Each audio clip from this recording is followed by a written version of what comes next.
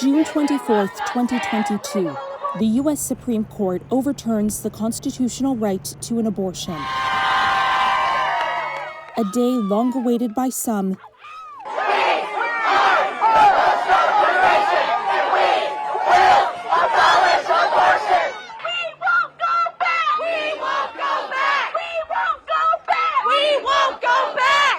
long feared by others.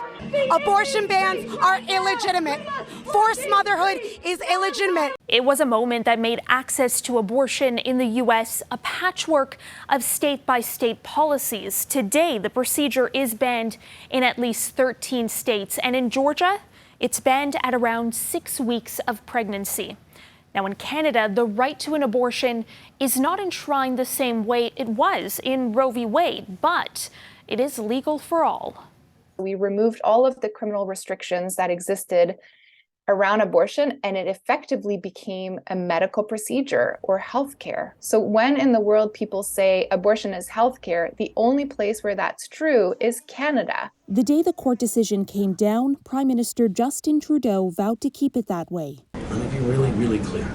In Canada, we will always defend women's rights to choose. A freely chosen abortion is not a crime. It wasn't uncommon for Canadians to travel to the U.S. before abortion was decriminalized in this country in 1988. Clinics on this side of the border noted the history in the wake of Roe's reversal.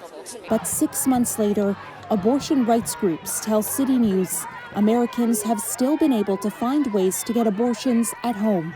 Because there are ways for Americans to travel to other states within their own country to access care, and there's abortion funds that are supporting those networks, and so that's more what we're seeing. Geographical barriers are part of the reason our country has been an unlikely haven for Americans.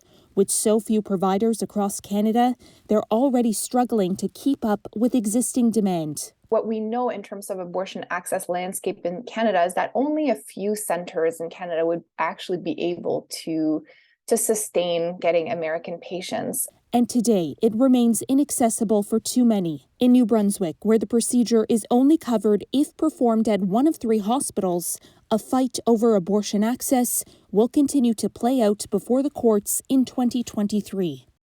Back to the U.S., advocates on both sides of the debate expect the issue of abortion pills to be the next frontier going into 2023, as most state legislatures reconvene for the first time in a post-Roe world. For City News, I'm Caryn Ceolin.